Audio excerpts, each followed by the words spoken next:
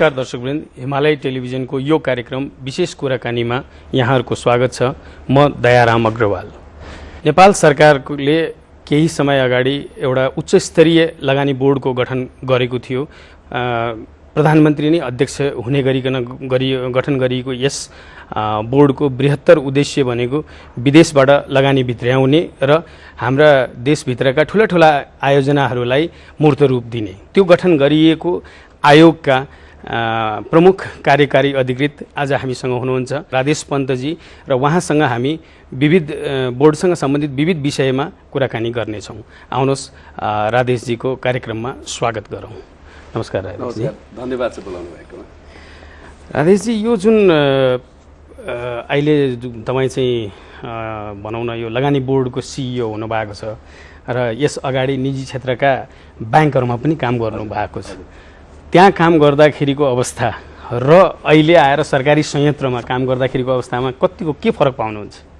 अहिले फरक कसरी पर्यो भने अबको यो चाहिँ नि भनौँ न यो एउटा नयाँ इन्स्टिट्युसन भयो, एस्टाब्लिस नै गर्नुपर्ने भयो र त्यसले गर्दाखेरि यसका अब्जेक्टिभहरू सबैलाई बुझाउनु पर्ने र खासमा चाहिँ नि जुन अब कोअर्डिनेसन गर्नुपर्ने, फेसिलिटेट गर्नुपर्ने कुराहरू डेफिनेटली एकदम च्यालेन्जिङ छ। अब ब्याङ्किङ भने कस्तो थियो भने प्रिटी मच सेटअप भइसकेको छ क्या। अब त्यहाँ राष्ट्र ब्याङ्कले चाहिँ नि बेसिकली तपाईँको रेगुलेट गर्ने, सुपरभाइज गर्ने ऐन कानुनहरू सबै बनिसकेको अवस्थामा थियो। त्यसैले डे टु डे अपरेसनमा चाहिँ नि ब्याङ्किङ चाहिँ सजिलो थियो। तर यहाँ चाहिँ नि अब नयाँ अब हामीले पनि सिकिराखेका छौँ वास्तवमा भन्ने हो भने। अब यो हाम्रो फोकस नै के भने अब नेपालको जुन प्राकृतिक स्रोतहरू छन्, फिजिएका छन्, हरेक सेक्टरमा छन्, त्यसलाई चाहिँ नि कसरी क्यापिटलाइज गर्ने, अब त्यसको निम्ति डोमेस्टिक र फरेन दुईटै इन्भेस्टमेन्ट कसरी तय गराउने, यो इन्भाइरोमेन्ट कसरी बनाउने, वान विन्डो सर्भिसेस कसरी दिने भन्ने कुरामा फोकस छ। अब यी सबै कुरा नयाँ कुरा भयो क्या।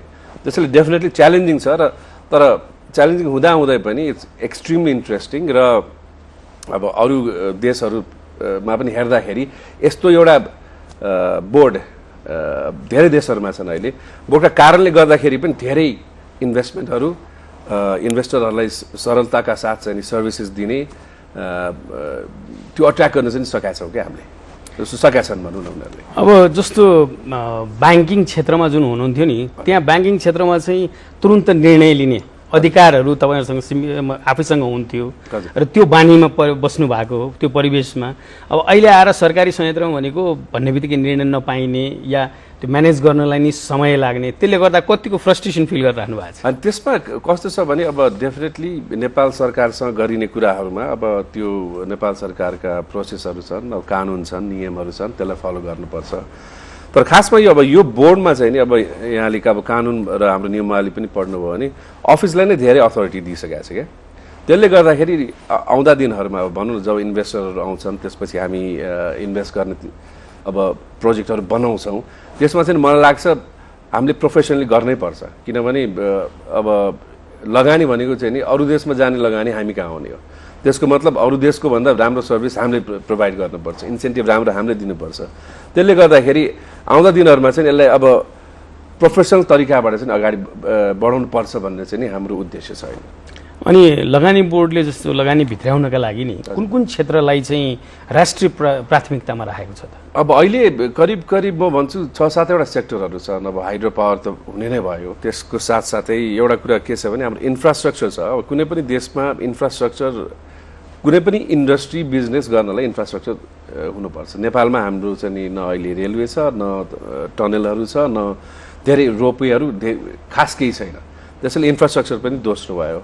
त्यस्तै गरिकन अब नेपालमा भनौँ न 2/3 जनताहरू चाहिँ कृषिमा निर्भर छन्। त्यसले गर्दाखेरि कृषि क्षेत्र पनि हामीले चाहिँ नि कृषिमा नयाँ प्रकारका अब संयन्त्रहरू ल्याएर यो कमर्सियल फार्मिङदेखि लिएर स्टोरेजहरू पनि राखेर त्यसलाई चाहिँ बेसिकली हामीका धेरै राम्रो प्रडक्टहरू छन्, फरेस्ट्री प्रडक्ट, एग्रिकल्चर प्रडक्ट, तिनीहरूलाई चाहिँ नि एउटा सप्लाई चेनको रूपमा चाहिँ नि मार्केटमा लग्न सक्ने चाहिँ नि हामीले बनाउनु पर्यो।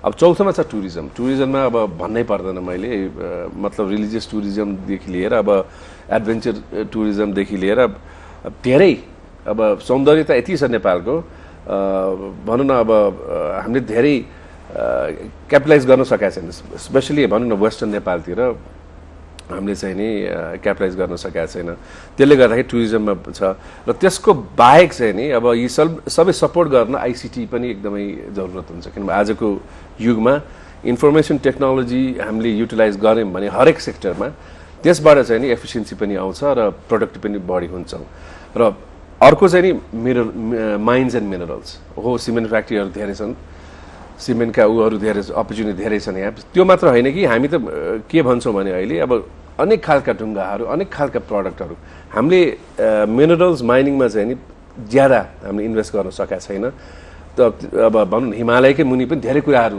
हुनसक्छ क्या नेपालभित्र अब ती कुरामा जोड दिन्छौँ र अन्तिममा गएर यी सबै गराउन चाहिँ नि खासमा भन्ने हो भने हेल्थ र एजुकेसन एकदमै महत्त्व हुन्छ अहिलेको जुन सङ्क्रमणकालीन अवस्था जुन छ नि त्यो अवस्थामा विदेशी लगानीकर्ताहरूलाई आश्वस्त पार्ने आधार के त आधार के छ भने आधार भनेको के छ भने हाम्रो चाहिँ कमिटमेन्ट हुनु पर्यो अब कमिटमेन्ट भनेको के भने हाम्रो पोलिटिकल कमिटमेन्ट हुनु पर्यो गभर्मेन्टको कमिटमेन्ट हुनु पर्यो हामी हरेक नागरिकको एउटा कमिटमेन्ट हुनु पर्यो इन्भेस्टमेन्ट ल्याएर हाम्रो विकास गर्नु पर्यो जब्सहरू क्रिएट गर्नु पर्यो भन्ने हो है अब धेरै देशमा अब दयानन्दजीले हेर्नुभयो भने के हुन्छ भने खासमा भन्ने हो भने कतिपय देशमा पोलिटिकल स्टेबिलिटी नहुँदाको अवस्थामा पनि इन्भेस्टमेन्ट चाहिँ गइरहेको छ अब अहिले नै भनौँ पाकिस्तानमा छ अफ्रिकन धेरै कन्ट्रिजहरूमा छ फर्मर रसियन स्टेट्सहरूमा छ अब युरोपमै अब फर्मर युगोस्लाभिया चेकोस्लोभाकियाका कन्ट्रिजहरूमा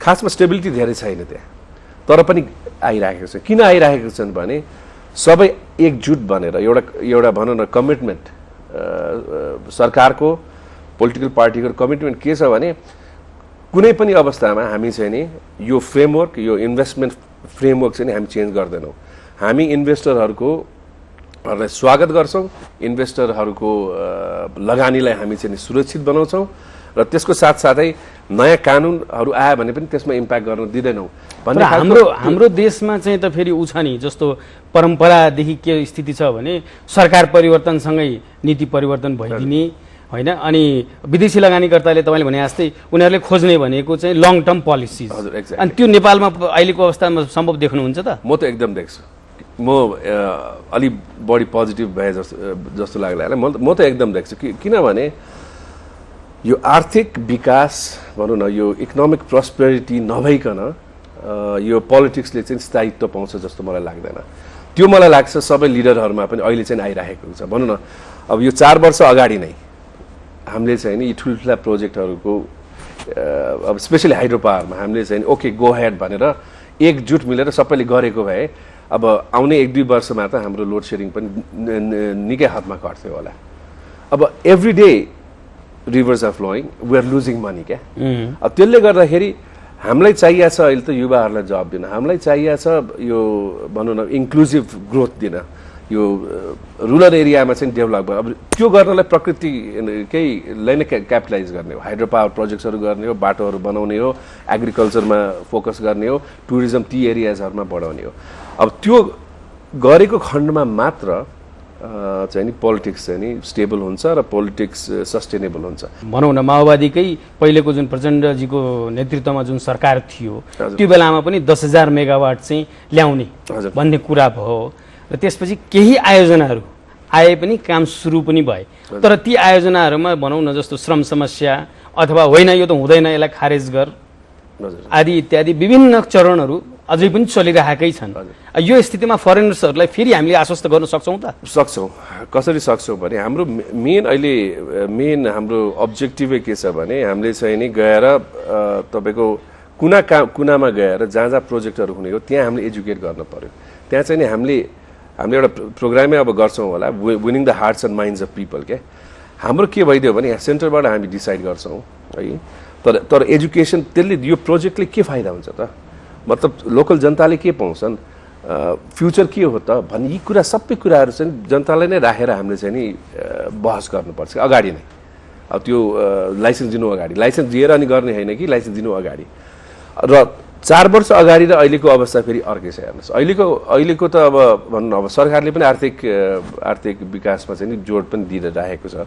र के छ भने अहिले हामीले के बुझ्दै आएका छौँ भने जुन चाहिँ 4 वर्ष अगाडि नै हुनु पर्थ्यो यो यो राजनैतिक क्रान्ति र आर्थिक क्रान्ति साथमा लाग्न पर्ने मलाई लाग्छ त्यो लगाए राम्रो हुन्थ्यो तर अहिले पनि इट्स नट टु लेट अहिले पनि सबै लिडर्सहरू सबै हामी एकजुट भयौँ भने हामी भने जनता नै हुनु पर्यो यसमा देशको विकास गर्ने त्यो मात्र एउटा हो जनता नै हुनु पर्यो त्यसले गर्दा त्यो भइदियो भने अहिलेका पोलिटिक्स डेमोक्रेसी जे हामी भनिराखेका छौँ त्यो पनि सस्टेनेबल हुन्छ अब जस्तो तपाईँहरूले बोर्डले एउटा कुरा के अगाडि सारेको छ भने मतलब कर्पोरेट सोसियल रेस्पोन्सिबिलिटी अन्तर्गत जुन आयोजनाहरू आउँछन् तिनीहरूले सर्टेन पर्सेन्टेज चाहिँ त्यो क्षेत्रका पीडितहरूको लागि भनौँ अथवा त्यो क्षेत्रको विकासका लागि लगाउनु पर्छ त्यसलाई अनिवार्य गर्ने भनिराखेका छौँ हामीले होइन अब त्यो अनिवार्य गर्दाखेरि जस्तो तपाईँले भन्नुभयो नि हामीले चाहिँ त्यहाँको क्षेत्रको मान्छेहरूलाई लाइसेन्स दिनु अगाडि नै एजुकेट गर्नुपर्छ एक्ज्याक्टली तर उनीहरूमा त्यो बार्गेनिङ गर्ने पावर बढ्ने मात्र होइन त्यो चाहिँ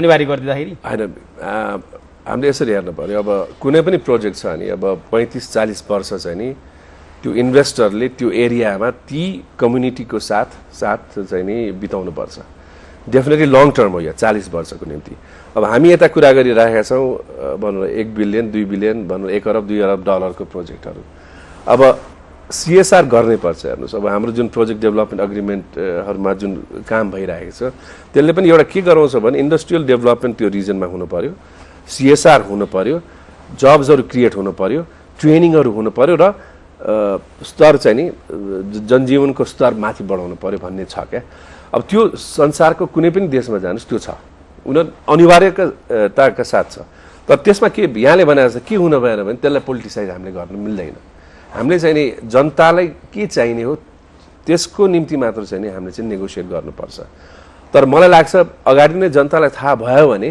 त्यो बार्गेनिङ पावर बढ्ने भन्ने कुरोहरू आउँदैन क्या मतलब अहिले त धेरै हदसम्म जनताले बुझेकै छैन जस्तो लाग्छ मलाई यो इन्भेस्टमेन्टले हाउ क्यान इट टोटली भनौँ न अब हामी भन्छौँ कसरी फर्को मार्छ इकोनोमिक प्रोस्पेरिटीमा त्यो बुझा छैन जस्तै मलाई लाग्छ हामी एउटा सानो ब्रेक लिन्छौँ फेरि त्यसपछि अगाडि फेरि कुरा गरौँ दर्शकवृन्द एउटा सानो ब्रेक लिँदैछौँ त्यसपछि फेरि यो कुराकानीलाई अगाडि बढाउनेछौँ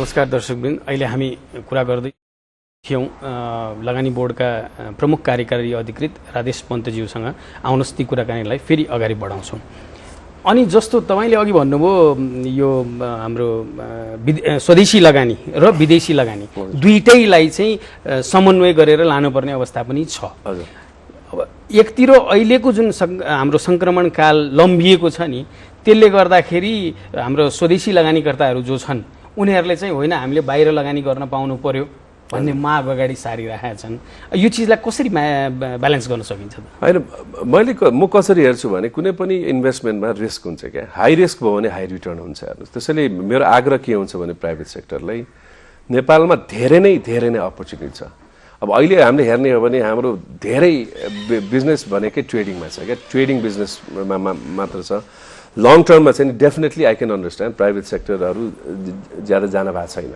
अलिअलि कुनै मात्रामा अब सिमेन्ट उद्योग हाइड्रो पावरमा अलिअलि भएको छ तर खास भएको छैन तर म के भन्छु भने अहिलेको अवस्थामा जुन भनौँ न अब इन्भेस्टमेन्ट गर्ने हो हाई रिस्क हुँदाखेरि डेफिनेटली हाई रिटर्न हुन्छ क्या इन्भेस्टमेन्ट भनेर त्यही त हो नि नो रिस्क नो रिटर्न त्यो यहाँले भन्नुभएको कुरो ठिक हो तर के भने हाम्रो देशमा चाहिँ त प्राइभेट सेक्टरलाई त्यति महत्त्वका साथ हेरिएको छैन नि त अहिलेसम्मको अवस्थामा होइन महत्त्वको साथ हेर्ने भन्ने कस्तो भने प्राइभेट सेक्टरकै कुरो हो पनि जस्तो मलाई लाग्छ उहाँहरूले होइन हामी चाहिँ यो गर्छौँ भनौँ न आफ्नो बलहरू देखाउनु पऱ्यो क्या आफू एकदम प्रोफेसनल भएर चाहिँ नि हामीलाई चाहिएको यो छ सरकारबाट हामी यो गर्छौँ भनेर सबै एकजुट भएर आउनुभयो भने चाहिँ मलाई लाग्छ त्यो प्रायोरिटी भन्ने कुरो यु अर्न इट क्या यु डोन्ट गेट इट मतलब कुनै पनि उसमा पनि फर्स्ट डिभिजन चाहिँ नि you don't get it you have to earn it you have to work hard for it त्यसैले अब प्राइभेट सेक्टरले पनि मलाई लाग्छ आफ्नो अलिकति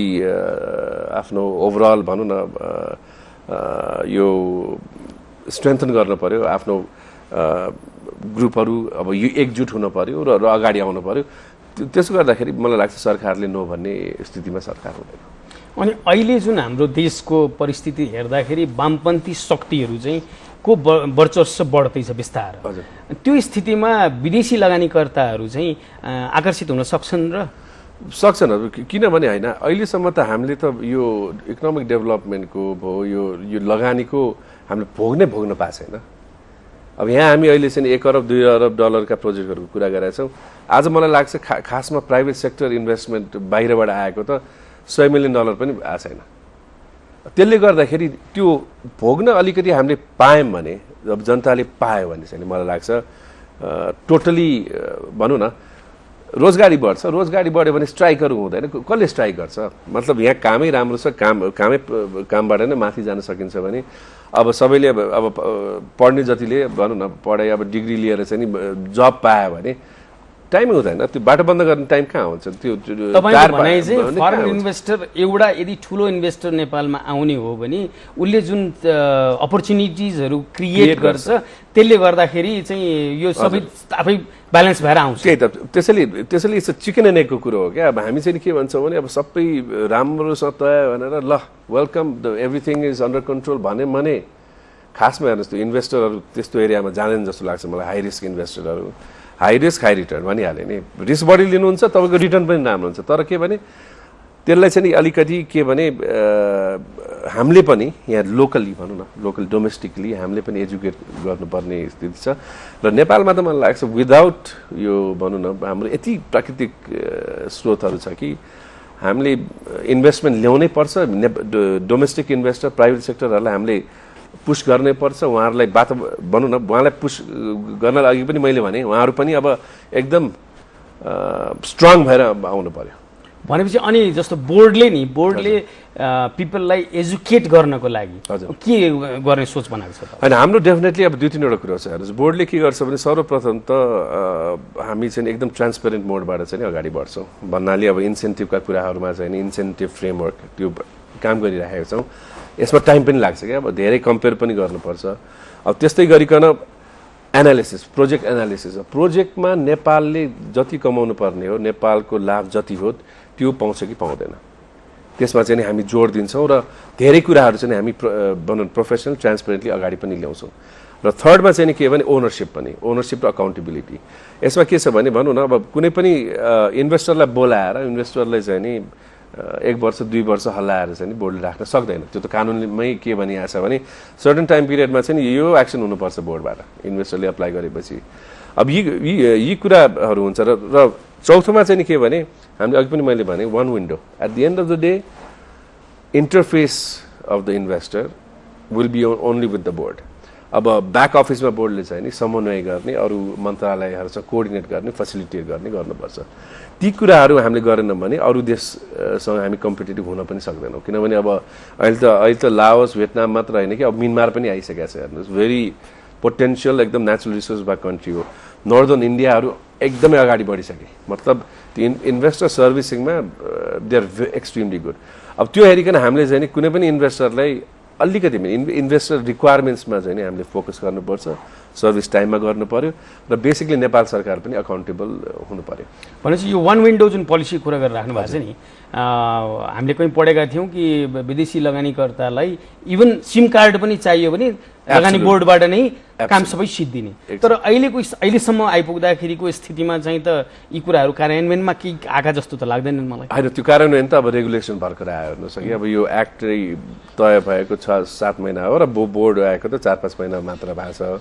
अब त्यसमा जे होस् रेगुलेसन आएपछि चाहिँ नि अब गोइङ फरवर्ड भनौँ न यो आजको भोलि चाहिँ नि हुँदैन। हेर्नुहोस् अब यसमा टाइम लाग्छ। धेरै कोअर्डिनेट गर्नुपर्ने कुराहरू छन्। तर at the end of the day भोलिका दिनमाहरू चाहिँ नि मलाई लाग्छ इन्भेस्टर आउने हो भने आउँछ। उसको रिक्वायरमेन्टहरू सिम कार्ड होस् कि इमिग्रेसनका कुरा होस् कि कम्पनी रेजिस्टरका कुरा होस् दिन्छ बोर्डलाई। बोर्डले ल्याएर त्यो चाहिँ नि अब इन्भेस्टरलाई केही थाहा हुँदैन। बोर्डले चाहिँ नि ब्याक अफिसबाट जे गर्नुपर्ने काम कोअर्डिनेट गरेर अरू अङ्गहरूसँग कोअर्डिनेट गरेर चाहिँ नि ती कुराहरू चाहिँ फुलफिल गर्छ। लगानी बोर्डको जुन गभर्निङ बडी छ नि त्यो बडीमा बस्ने मान्छेहरू त डिफ्रेन्ट विचारधाराका हुन्छन्। तिनीहरूलाई समन्वय गरेर अगाडि बढ्न सक्ने अवस्था नेपालको स्थितिमा देख्नुहुन्छ तपाईँले? म त एकदम देख्छु। हेर्नुहोस् अब लगानी बोर्डको 3-4वटा मिटिङ भइसकेको छ है। मतलब अहिले त के कस्तो एनर्जी देख्छु भने त्यो बोर्ड मिटिङहरूमा होइन हामीले त केही गर्नै पर्छ। अब आइएम टकिङ ओभर भनौँ न हजुर अब प्राइम मिनिस्टर हुनुहुन्छ त्यसपछि अब यो vice chairman planning commission governor साहब, मुख्य सचिवज्यू, त्यसपछि हाम्रो अरू अरू मन्त्रीहरू हुनुहुन्छ, सबैको के छ भने होइन, जसरी भए पनि हामीले चाहिँ क्यापिटलाइज गर्नु पर्यो। हाम्रो यतिका रिसोर्सेस छ, त्यो हामी सबैलाई थाहा भएको कुरो हो। खालि के भने त्यसलाई ट्विक गरेर त्यसलाई चाहिँ एक्सनमा ल्याउनु पर्यो। अब त्यो एक्सनमा आउनुको निम्ति प्रोफेसनली हामीले लग्नै पर्छ, ट्रान्सपेरेन्टली लग्नै पर्छ। नत्र भोलिका दिनमा गएर भनौँ न, अब 10 वर्ष 15 वर्षपछि हामीले यो यति मात्र गराए चाहिँ नि $100 मिलियन चाहिँ हामीलाई बढी आउने रहेछ सालको, त्यो नआओस् क्या। अहिले नै विचार गरेर, अहिले नै नेगोसिएट गरेर प्रोफेसनली हामी अगाडि बढ्नुपर्छ जस्तो मलाई लाग्छ। पन्तजी, हाम्रो यो कार्यक्रममा आफ्नो कार्यव्यस्तताका बावजुद पनि आउनुभयो, यसका लागि यहाँलाई धेरै धेरै आभार छ। र तपाईँले जुन सोच लिएर बढ्नु भएको छ अगाडि, भनौँ न सबै शक्तिहरूलाई मिलाएर र उनीहरूलाई एक ठाउँ पारेर हाम्रो देशका हितमा प्रयोग गर्ने जुन सोच बनाउनु भएको छ, त्यसमा यहाँलाई पूर्ण सफलता मिलोस् भन्ने कामना गर्दछु। Thank you. दर्शकवृन्द, अहिले हामी कुरा गरिरहेका थियौँ लगानी बोर्डका प्रमुख कार्यकारी अधिकृत श्री राधेश पन्तज्यूसँग, र उहाँले बनाउनु भएका सोचहरूमा यदि हाम्रो परम्परागत जुन सरकार परिवर्तनसँगै नीति परिवर्तन हुने र आयोजना क्षेत्रका जनताले चाहिँ ती आयोजनाबाट के न हामीले निकाल्न सक्छौँ, जति सक्छौँ त्यो निकालौँ भन्ने जुन सोच रहन्थ्यो, त्यो सोचमा परिवर्तन आइकन समग्र देश विकासमा चाहिँ ती सोचहरू आउनेछन् भन्ने आशा गर्दै म यहाँहरूसँग बिदा लिन्छु। नमस्कार।